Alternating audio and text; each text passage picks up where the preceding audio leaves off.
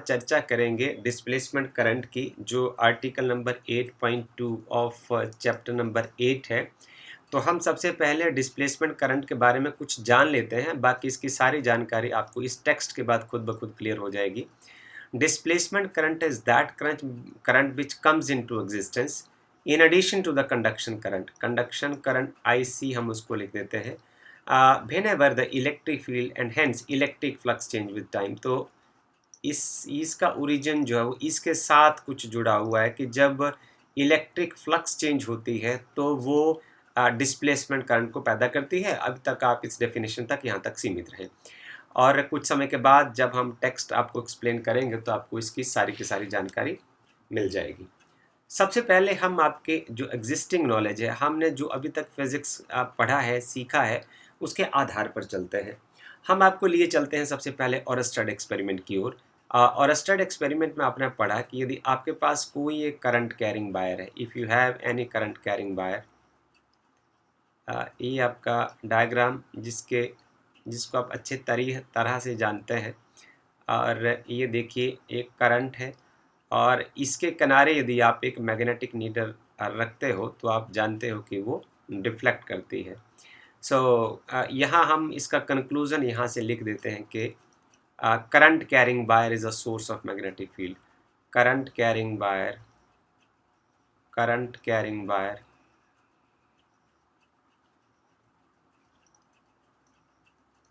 by produce magnetic field. एक यदि आपके पास करंट कैरिंग वायर है तो वो अपने किनारे मैग्नेटिक फील्ड पैदा करती है। अब बट मैक्सवेल ने क्या किया, Maxwell showed for the logical consistency एक changing electric field must also produce magnetic field. ये हम चर्चा इसकी हम बाद में करेंगे, पर हम इसकी इंट्रोडक्शन में लिख देते हैं कि changing electric field changing electric field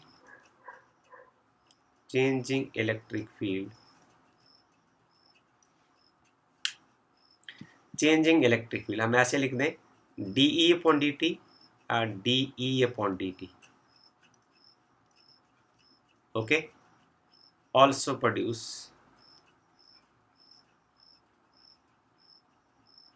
ये भी मैग्नेटिक फील्ड पैदा करता है। Also produce magnetic field, changing electric field also produce magnetic field, ये इसका कंक्लूजन है। अब हम इस चीज़ को समझने के लिए एक एक्सपेरिमेंट लेते हैं, किस तरीके से हम इस कंक्लूजन पर पहुंचे हैं। So to see this we will just try to extend our discussion कि किस तरीके से संभव है, इसके बारे में हम बात करते हैं। Changing electric field gives rise to magnetic field. अब हमारा जो फोकस रहेगा कि किस तरीके से जब इलेक्ट्रिक फील्ड चेंज होता है तो वो मैग्नेटिक फील्ड पैदा करता है। आपको एक बहुत मज़ेदार आर्टिकल लगने वाला है, मैं श्योर कर सकता हूँ। आप देखिए कि हम एक process of charging of capacitor हम अज्यूम करते हैं कि एक कैपेसिटर जो है वो चार्ज हो रहा है। मैं इसका डायग्राम यहाँ बनाता हूँ, जो डायग्राम हम यहाँ से डिस्कस कर लेंगे। ये एक कैपेसिटर रहा, इसकी प्लेट्स रही, और ये कैपेसिटर की positive plate,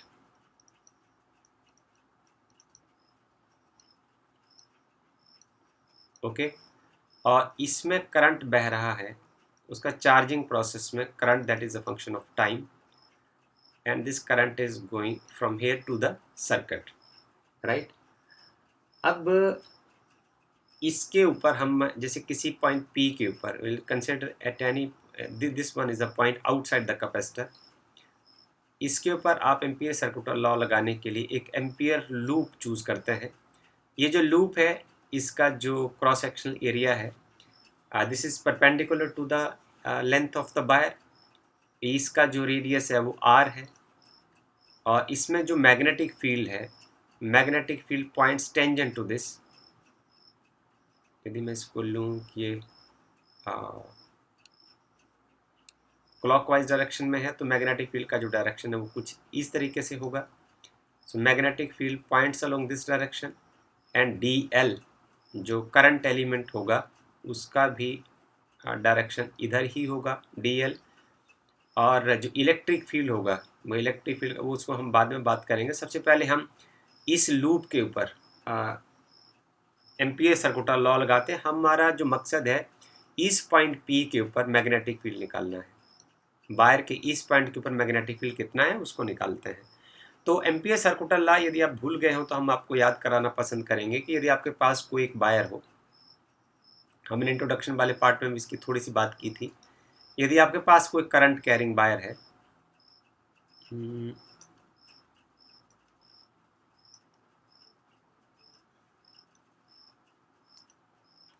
if you have any current carrying wire, okay,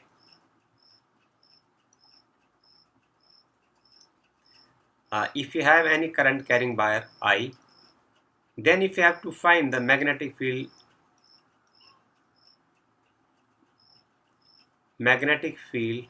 around that wire, it is given by Ampere circular law. और इसमें जो लॉ ये कहता है कि B dot d l line integral of this magnetic field is equal to permeability time the current flowing through that wire. यही law आप इस पॉइंट पर लगाएंगे। ना सी केयरफुली, ये लॉ हम लगाते हैं। अब देखिए ज़रा, according to Ampere circular law आप लगाइए, आपके पास आ जाएगा B dot d l is equal to mu naught time current which is the function of time. ये करंट इसमें फ्लो कर रहा है as B and D l in the same direction. यहाँ देखिए ज़रा, जो करंट एलिमेंट है और मैग्नेटिक फील्ड सेम डायरेक्शन में है, हम यहाँ लिख देते हैं as B and D L are in the same direction. ये सेम डायरेक्शन में है, so theta is equal to 0 degree. आप इस पार्ट को सॉल्व कर दीजिए। इक्वेशन नंबर 1 का लेफ्ट हैंड साइड सॉल्व करिए, ये आ जाएगा close integral this is B d l cos 0 degree और राइट हैंड साइड रहेगी mu naught this current flowing through that wire. So field जो अपना निकालना है उसको बाहर निकाल लीजिए। डी एल का जो इंटीग्रल हो जाएगा वो हो जाएगा 2 पाई स्मॉल r और cos 0 degree is equal to 1। ये जो डी एल है, डी एल का जो इंटीग्रल आएगा यहाँ आप लिख दीजिए integral of d l is equal to 2 pi r। तो मैंने इसको यहाँ निकाल दिया है, कॉस 0 इज इक्वल टू 1, इसको आप 1 लिख सकते हैं। You are left with mu naught time I current through flowing through this wire. अब मैग्नेटिक फील्ड इस पॉइंट पर क्या होगा, वो होगा mu naught upon 2 pi and this is I the function of t divided by r। इस equation को हम इक्वेशन नंबर 1 मार्क कर देते हैं। no this equation is equation number 2 now। Okay, यहाँ कोई समस्या नहीं। आपने यहाँ निकाला कि P पॉइंट के ऊपर according to Ampere circular law magnetic field इतना आएगा। जरा गौर से देखिए, हम इस डायग्राम को दोबारा फिर से बनाते हैं। यही करंट, सब कुछ सेम कैपेसिटर, देखते चले जाइए, same capacitor, same current is flowing through this, the same point P and same loop having same radius R। आप ऐसा करिए, इसका जो सरफेस एरिया है इसको आप इस तरीके से अज्यूम कर लीजिए, ये पॉजिटिव प्लेट और ये नेगेटिव प्लेट। ओके, जरा गौर से देखिए, हम दोबारा फिर से, ये फिगर नंबर A है और ये फिगर नंबर B है। मज़ेदार आर्टिकल है और इतना सुंदर आर्टिकल, आपको एक एक चीज़ खुद ब खुद समझ आ जाएगी। हम पॉइंट P के ऊपर दोबारा फिर से एम्पीयर सर्कुलर लॉ लगाते हैं और फिर मैग्नेटिक फील्ड निकालते हैं। इसमें कोई चीज़ बदलने वाली नहीं है। देखिए, यहाँ इस पॉइंट के ऊपर यदि इलेक्ट्रिक करंट इस डायरेक्शन में है तो मैग्नेटिक फील्ड जो है वो इस डायरेक्शन में होगा, क्लॉकवाइज डायरेक्शन में। और ये वाला जो पार्ट है वो same D L, B and D L are in the same direction. So जो सेकेंड पार्ट में क्या होगा, according to Ampere circuital law, फिर आप दोबारा वही लॉ लगाइए। आपकी जो राइट हैंड साइड में कुछ नहीं बदला, मैं इसको सॉल्व भी नहीं करना चाहता बिकॉज नथिंग हैज़ चेंज्ड, सारे का सारा डायग्राम वैसा ही है। राइट हैंड साइड में जब आपने एम्पियर सर्कुटल लॉ लगाया, जिसका जो बेसिक इक्वेशन है वो ये है, अब आप देखेंगे इसमें कि जो करंट है I the function of T is equal to zero, ये वाला पार्ट तो जीरो हो गया। जरा गौर से देखिए, क्योंकि यहाँ वायर तो है ही नहीं, this is the conduction current, और जहाँ जहाँ तक वायर है वहाँ तक करंट होगा, बट कैपेसिटर की प्लेट के अंदर वायर नहीं है। If there is no wire at all, then आप राइट हैंड साइड में करंट की जगह I the function of T नहीं भर सकते, आपको यहाँ जीरो भरना पड़ेगा। और यदि हम आप यहाँ जीरो भरेंगे तो आपके पास इस पार्ट से जो इंटीग्रल करके आएगा B into two pi R और cos 0 degree that is equal to 1 is equal to 0। इसका मतलब क्या हुआ, magnetic field because of Ampere circuital law at point P because of this arrangement is equal to 0। अरे भाई, ये तो बड़ी खराबी हो गई। खराबी इसमें ये हो गई, यदि आप एम्पियर सर्कुटल लॉ इस डायमेंशन में लगाते हैं तो वो बताता है कि इक्वेशन नंबर 2 के ऊपर मैग्नेटिक फील्ड इतना है। यही एम्पियर सर्कुटल लॉ आप फिगर बी में लगाते हैं तो वो ये कहता है कि ये तो मैग्नेटिक फील्ड यहाँ जीरो है। दिस गिव्स सम आइडिया कि यहाँ कुछ चीज़ गड़बड़ है, या तो एम्पियर सर्कुटल लॉ में कुछ कमी है या फिर हमारा इसको अप्लाई करने में कोई ना कोई खराबी है। ओके, अब इस इनकंसिस्टेंसी को अवॉइड करने के लिए हम इस डायग्राम को एक डायग्राम और बनाना चाहते हैं। आप जरा देखिए कि ये सेम डायग्राम, इसमें कोई चेंज नहीं, this is I the function of T, same current is flowing through this. बाकी जो सर्किट है उसमें बैटरी वगैरह लगा, उसको उसका ज़रूरत नहीं, इसलिए हम उसको नहीं बना रहे। ये कैपेसिटर प्लेट्स, अब यहाँ हम देख रहे हैं कि यहाँ से कुछ नहीं जा रहा है, और ये वही पॉइंट पी, कौन सा पॉइंट, जहाँ आप मैग्नेटिक फील्ड निकालना चाहते हैं। और ये देखिए वही सेम लूप और उसकी सेम रेडियस, इसमें कुछ बदलाव नहीं। और जैसे डायरेक्शन ऑफ द करंट में कोई बदलाव नहीं, इसका मतलब मैग्नेटिक फील्ड के डायरेक्शन में कोई बदलाव नहीं। और ये देखिए जो करंट एलिमेंट है उसकी और मैग्नेटिक फील्ड के डायरेक्शन में कोई चेंज नहीं है। ये वही आपकी प्लेट है, और इस टाइम आपका जो ये एम्पीरियन लूप है उसकी जो डायरेक्शन है एक टिफिन बॉक्स की तरह हम बना देते हैं। इसमें भी सेम सब कुछ वैसा ही है। ये वो कैपेसिटर जिसके ऊपर कोई चार्ज क्यू है, ये देखते चले जाइए, ये बड़ी मज़ेदार कहानी है। अब आप इसमें ऐसा करिए कि आप एक सर्कुलर पार्ट आप चूज कर लीजिए, इतना इतना। अब जरा गौर से देखिए, गौर से आप ये देखिए कि इसमें हो क्या रहा है। इसमें कुछ ऐसा घट रहा है कि इलेक्ट्रिक फील्ड का डायरेक्शन जो इस तरीके से है, और जो इलेक्ट्रिक लाइंस ऑफ फोर्सेस जो है वो इसके बीच में से क्रॉस कर रही है। Electric lines of forces are continuously passing through this plate, right. अब हम कैपेसिटर के इलेक्ट्रिक फील्ड के बारे में कुछ पढ़ने की कोशिश करते हैं। यदि मान लीजिए ये जो कैपेसिटर प्लेट है इसका एरिया ए है और इसके ऊपर जो चार्ज है वो क्यू है, राइट, और जो मीडियम है वो एप्सिलॉन 0 है, तो इसका इलेक्ट्रिक फील्ड कितना होगा।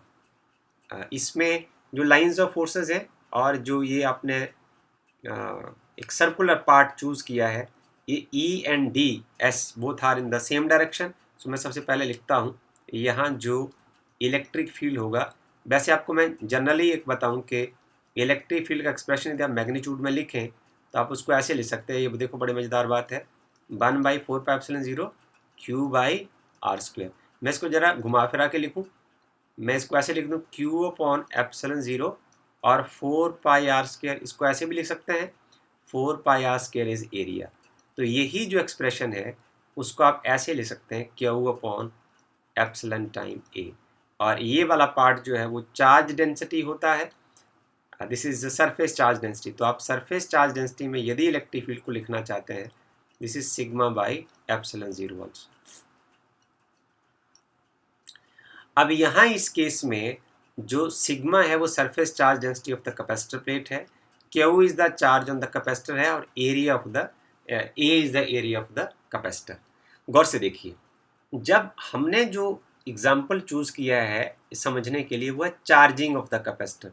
तो जब कैपेसिटर चार्ज हो रहा है तो ड्यूरिंग चार्जिंग इसका जो चार्ज है प्लेट के ऊपर वो लगातार बढ़ता चला जाएगा, और जैसे इसके ऊपर चार्ज बढ़ता चला जाएगा, आप यहाँ देख लीजिए, जैसे चार्ज बढ़ता चला जाएगा इलेक्ट्रिक फील्ड बढ़ता चला जाएगा।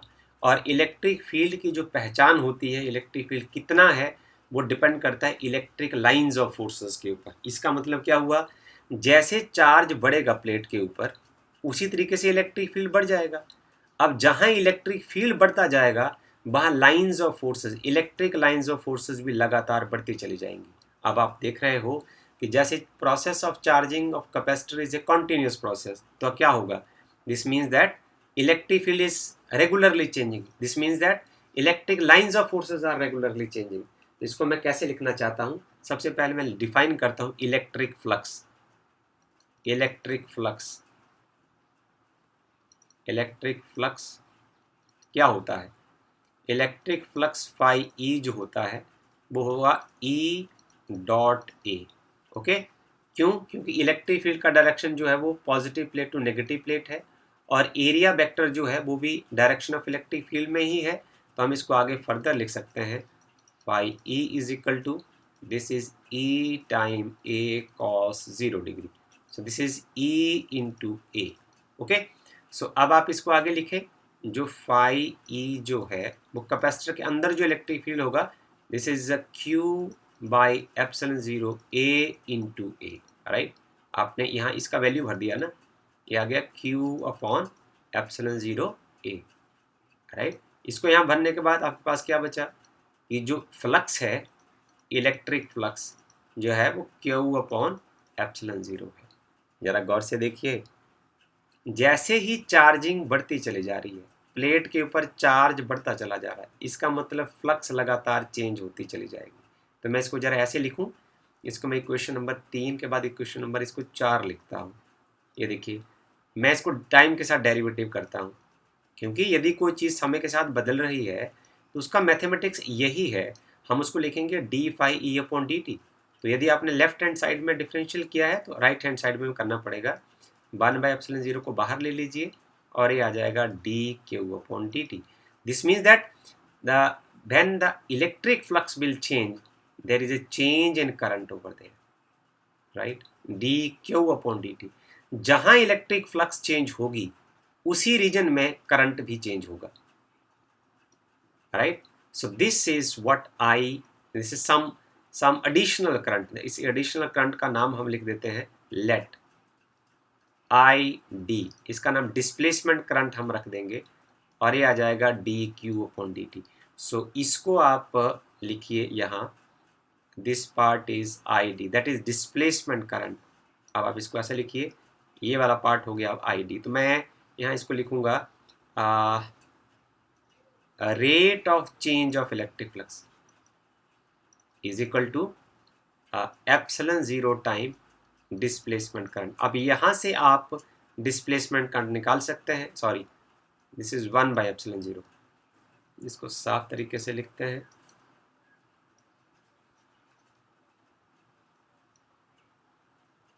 Okay, this is 1/ε0 and this is a displacement current. So a displacement current is equal to ε0 time कितनी तेजी से। अब अपने इसको अपनी भाषा में समझने की कोशिश करनी है कि हम इसमें इस मैथमेटिक्स से आपको क्या बताने की कोशिश कर रहे हैं। हम आपको ये बताने की कोशिश कर रहे हैं ये जो डिस्प्लेसमेंट करंट है वो कहाँ पैदा हो रहा है, ये पैदा हो रहा है इन प्लेट्स के बीच में। Displacement current is generating inside the plates, और किस रीजन में पैदा हो रहा है, जिस रीजन में फ्लक्स चेंज हो रही है, इलेक्ट्रिक फ्लक्स चेंज हो रही है। इलेक्ट्रिक फ्लक्स का मतलब number of electric lines of forces are regularly increasing in this region, right.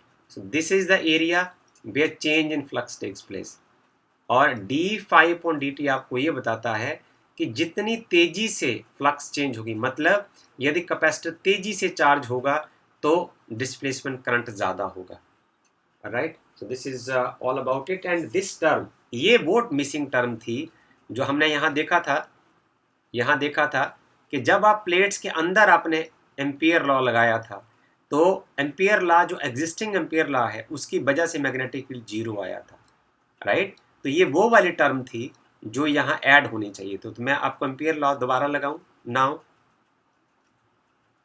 Now modified form of Ampere's law is क्या है, ये देखिए जरा, ये आ गया line integral of magnetic field, इसमें बदलने वाला कुछ नहीं है, is equal to mu naught time I the function of T plus आगे, अब म्यू नॉट टाइम ये टर्म तो रहेगी और अब करंट की जगह करंट जुड़ जाएगा, या मैं इसको ऐसे लिखूं, इसको ज़्यादा अच्छा तरीका लिखने का ये है कि उसको आप ऐसे लिखें। देखिए हम करंट में सीधा करंट ऐड करते हैं, ये आपके पास आ गया म्यू नॉट टाइम, ये देखिए करंट में करंट ऐड कर दीजिए, ये करंट हो गया और इसके बीच में ये वाला करंट जो है, और ये कौन सा करंट था, हमें समस्या ये आ रही थी कि यहाँ तक जब हम मैग्नेटिक फील्ड निकाल रहे थे, देखिए डायग्राम नंबर पहले डायग्राम में जब हमने लूप बनाया तो हम प्लेट्स के अंदर बिल्कुल नहीं गए, तो यहाँ तक कौन सा करंट था, आई टी, हमें एम्पियर लॉ लगाने में कोई समस्या नहीं आई। दूसरे डायग्राम में हमने क्या गड़बड़ कर दी, हमने जो अपना लूप है उसको सेम रखा, पर राइट हैंड साइड के लिए जो सरफेस है इसको हम कैपेसिटर प्लेट के अंदर लेके चले गए, और जहाँ वहाँ बायर तो है नहीं, यदि बायर नहीं है तो ये वाला करंट तो वहाँ है नहीं, तो उसकी जगह हमें जीरो पुट करना पड़ा। अब हमने क्या करना है, जब हम इसके अंदर चले गए, यहाँ तक तो है करंट आई सी, तो यहाँ तक तो काम कर जाएगा ampere circular law because of this part, पर जब हम यहाँ अंदर जाएंगे तो हम इसकी जगह आई डी डिस्प्लेसमेंट करंट यहाँ ऐड कर देंगे। तो ये आपका पूरा जो फॉर्मूला है वो ऐसा बनना चाहिए कि देखिए ये है modified form of Ampere circular law, B dot D at is equal to mu naught, और यहाँ आप लिख दीजिए I the function of T plus अब डिस्प्लेसमेंट करंट क्या हुआ, एप्सिलॉन जीरो, कितनी तेजी से फ्लक्स चेंज हो रही है, कौन सी flux, electric flux. Electric flux means electric lines of forces कितनी तेजी से बदल रही है, मीन्स इलेक्ट्रिक फील्ड कितनी तेजी से बदल रहा है। तो अब आप इसको गौर से देखिए कि इसका मतलब क्या हुआ। हमने इंट्रोडक्शन में हमने यहाँ लिखा था कि ये हमें पहले ही पता था कि जो करंट कैरिंग वायर है और अस्टर्ड एक्सपेरिमेंट से कि वो अपने किनारे मैग्नेटिक फील्ड पैदा करती है, यहाँ तक देखा हमने, ये देखिए यहाँ तक कि ये अपने किनारे, ये first part of the expression है, ये मैथमेटिक्स हमें ये बताता है कि जो करंट कैरिंग वायर है वो अपने किनारे मैग्नेटिक फील्ड पैदा करती है, पर जब हम कैपेसिटर के अंदर चले जाते हैं, when we go inside the plates of the capacitor, तो आपको ये वाला पार्ट जो है, ये वाला जो पार्ट है वो कौन सा है, ये चेंजिंग इलेक्ट्रिक फील्ड। तो इस रीजन में जब आप चले जाएंगे तो आप क्या बोलेंगे, इस रीजन में तो आप बोल देंगे कि जो इलेक्ट्रिक करंट है वो मैग्नेटिक फील्ड पैदा करता है, पर इस रीजन में जब आप चले जाएंगे तो आप ये बोलेंगे कि चेंजिंग इलेक्ट्रिक फ्लक्स जो है वो मैग्नेटिक फील्ड पैदा करती है। So this observation is coined by the James Clerk Maxwell. तो यही मैक्सवेल ने नोट किया था कि करंट कैरिंग वायर के किनारे मैग्नेटिक फील्ड होता, और अस्टर्ड ने कह दिया, बट मैक्सवेल ने ये कहा कि जिस रीजन में इलेक्ट्रिक फ्लक्स चेंज होती है वहाँ भी मैग्नेटिक फील्ड होता है, क्योंकि जो चेंजिंग इलेक्ट्रिक फ्लक्स होती है वो मैग्नेटिक फील्ड को पैदा करती है। So this is very very interesting part of this. तो आपको कंडक्शन करंट, ये वाला जो पार्ट है कंडक्शन करंट है, ये I T is the conduction current, इसको आप बोल देंगे कंडक्शन करंट, और इस वाले पार्ट को आप बोल देंगे डिस्प्लेसमेंट करंट।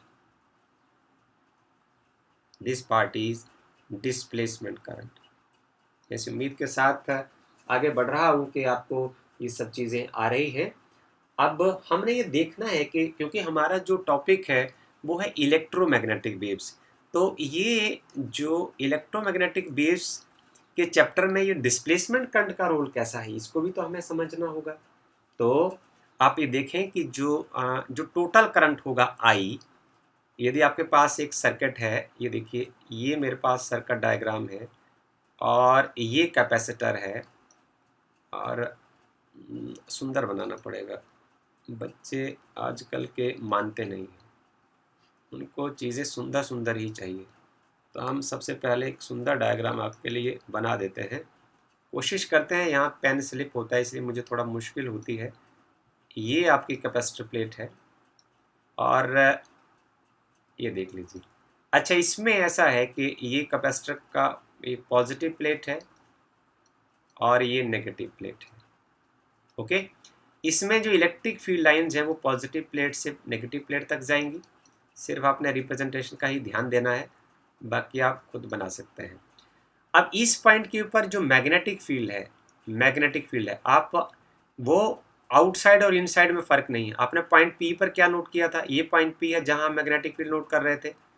ये देखिए, ये इसके किनारे एम्पियर लूप है, और यदि करंट इस साइड को फ्लो कर रहा है तो आप राइट हैंड थंब रूल लगा सकते हो, और मैग्नेटिक फील्ड जो है वो इस डायरेक्शन में है और करंट एलिमेंट DL जो है वो उसी डायरेक्शन में, तो मैग्नेटिक फील्ड इधर है। अब आप ये देखें कि इसमें इलेक्ट्रिक फील्ड का डायरेक्शन जो है वो इधर है, from positive plate to negative plate. But what is the direction of magnetic field? Magnetic field is in the direction perpendicular to electric field, वो इस डायरेक्शन में है। सो इन साइड यहाँ भी इलेक्ट्रिक और मैग्नेटिक फील्ड परपेंडिकुलर है, और इस रीजन में भी इलेक्ट्रिक और magnetic field they are perpendicular to one another. So इसमें चाहे आप यहाँ देख लीजिए, चाहे आप यहाँ देख लीजिए, the condition is same. So it is both same for both conduction current as well as for the displacement current. तो यदि हम टोटल करंट का एक्सप्रेशन निकालते हैं तो देखिए, एक इस सर्किट में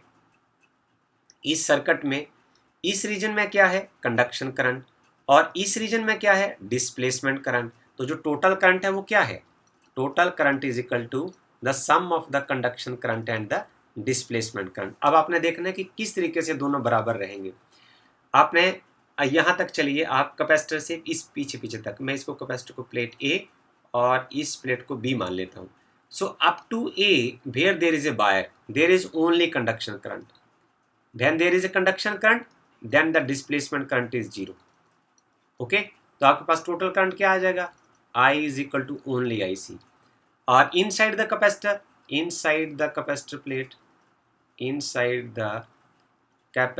plates, कैपेसिटर प्लेट्स के अंदर यदि आप चले जाएंगे तो वहाँ वायर नहीं है, IC is equal to 0, वहाँ कंडक्शन करंट नहीं है। तो हम क्या लिख सकते हैं, जो आपका टोटल करंट है, this is 0 plus ID। So at any time total current is either conduction current और it is either displacement current. But don't stick to this statement, सिर्फ आप इसको हमेशा सच नहीं माने। कई बार ऐसी सिचुएशन होती है, not always, this is not always, sometime it may happen both conduction and displacement current exist at the same time। so ये कुछ आए आपके टेक्स्ट में नहीं है, इसलिए हम इसके बारे में ज़्यादा चर्चा नहीं करेंगे। जो modified form of ampere circuit law फिर क्या हो गया, इसको आप बड़े ध्यान से यहाँ लिखें, पूरे चाव से हम लिखते हैं इसको, कि जो B.dl है ये हमारा था एम्पियर सर्किट लॉ। देखिए, अब इसका पहला पार्ट, जहाँ तक बायर्स हैं तो आप लिख दीजिए ये बायर वाला पार्ट हो गया, पर जैसे कैपेसिटर के केस में जहाँ बायर्स नहीं हैं तो ये म्यू नॉट वाला पार्ट तो वैसे रहेगा, बट आप डिस्प्लेसमेंट करंट की जगह लिख सकते हैं epsilon 0 D phi E upon D T. So सिर्फ एक्सप्रेशन नहीं आपने याद रखना, आपने समझना है कि आपको सूचना क्या दे रहा है। ये पार्ट आपको ये सूचना दे रहा है कि इसके प्लेट के अंदर जितनी तेजी से इलेक्ट्रिक फील्ड बदलेगा उतना ज़्यादा डिस्प्लेसमेंट करंट होगा। ओके, सो ये बड़े इंटरेस्टिंग चीज़ थी। अब आप बोलेंगे कि सर ये वाला आर्टिकल हमें पढ़ाया क्यों गया, इसका इलेक्ट्रोमैग्नेटिक वेव से क्या लेना देना है, तो वो तो आपने बात बताई नहीं। हम आपको अब वहीं लिए चलते हैं कि किस तरीके से इसका जो रिलेशन है वो इलेक्ट्रोमैग्नेटिक वेव्स के प्रोडक्शन के साथ है। सो जो डिस्प्लेसमेंट है the displacement current has reaching consequences. इसके क्या हम बोल सकते हैं कि हम ये देखते हैं कि इलेक्ट्रिसिटी और मैग्नेटिज्म जो है वो एक सिमेट्रिक इसके जो रिजल्ट्स आते हैं कि कुछ इक्वेशंस हम आपके साथ डिस्कस करेंगे।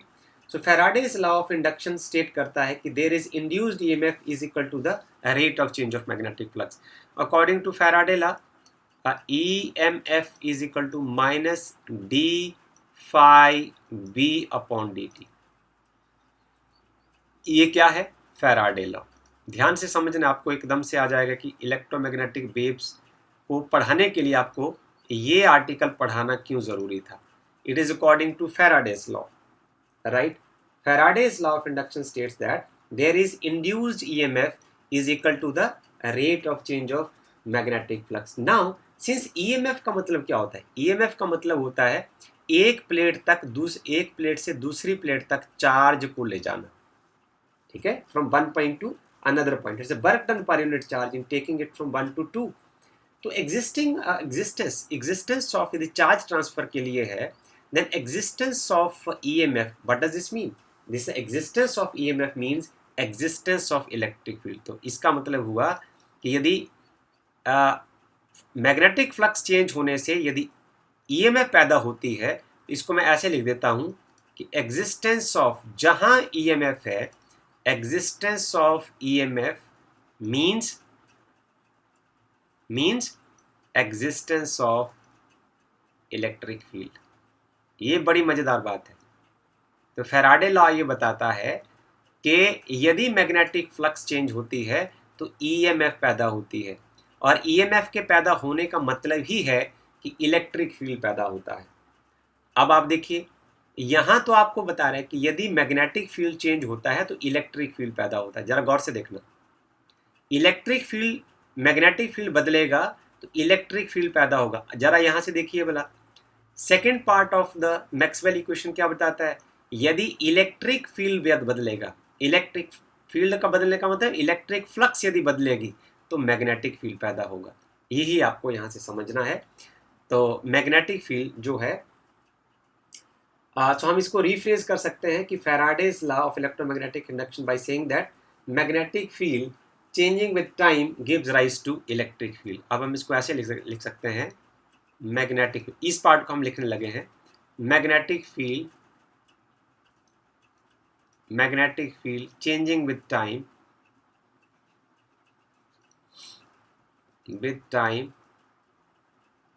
gives rise to ये इलेक्ट्रिक फील्ड को पैदा कर देगा।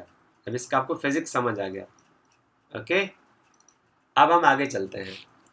अब इस modified form of Ampere circular law में चलिए, इसको हम वैसे एक बार हमने आपको बता दिया है। ये पार्ट आपको बताता है कि ये तार में जो करंट है, वायर में जो करंट है, वो मैग्नेटिक फील्ड पैदा करता है।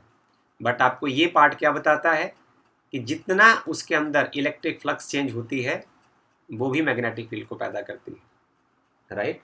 सो electric field changing with time gives rise to, यहां से हम क्या समझ सकते हैं?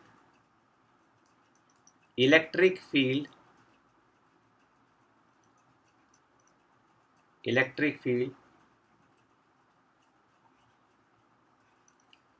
changing with time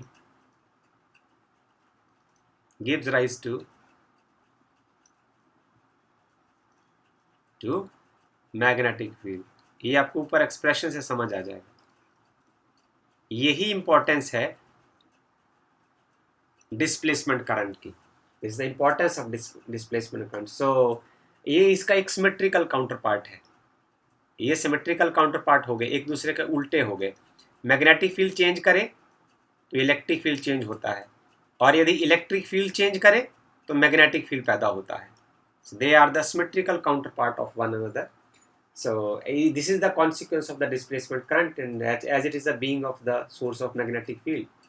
अब इसका मतलब ये हुआ कि समय के साथ, यदि समय के साथ दोनों इलेक्ट्रिक और मैग्नेटिक फील्ड बदले, तो यदि इलेक्ट्रिक फील्ड बदले तो मैग्नेटिक फील्ड बदले तो इलेक्ट्रिक फील्ड। तो जो इलेक्ट्रोमैग्नेटिक वेव्स होती हैं उसमें इलेक्ट्रिक और मैग्नेटिक फील्ड दोनों जो टाइम बेयरिंग होते हैं। So they are producing one another. So this is very interesting part. Time dependent electric and magnetic field gives rise to each other. वो एक दूसरे को पैदा करते हैं. Faraday's law of electromagnetic induction and Ampere's Maxwell law gives rise to a quantitative expression of this statement, with the current being the total current. So one very important consequence of this symmetry is the existence of electromagnetic wave. यही जो दो part हैं, अब आपको समझ आ गया होगा, ये फैराडे लॉ से और ये this is what I'm talking about is a modified form of Ampere's circuital law. They leads to the electromagnetic wave. कि electric field, changing electric field give rise to magnetic field, and changing magnetic field give rise to the electric field. So rest of the part of electromagnetic wave we will discuss in the next video. I am closing this video with the hope that कि आपको ये पता चल गया होगा कि displacement current में का आइडिया कहाँ से आया, समस्या कहाँ हुई, समस्या को सॉल्व कैसे किया, उसका मैथमेटिक्स क्या बना, उस मैथमेटिक्स से फिजिक्स क्या निकल के आई, उस फिजिक्स से कंक्लूजन क्या निकला, और किस तरीके से ये आर्टिकल आपको इस बात को जस्टिफाई करता है कि इलेक्ट्रोमैग्नेटिक वेव्स के चैप्टर को समझने के लिए डिस्प्लेसमेंट करंट और modified form of ampere circuital law को समझना क्यों ज़रूरी है. So if you do have some question, you can ask.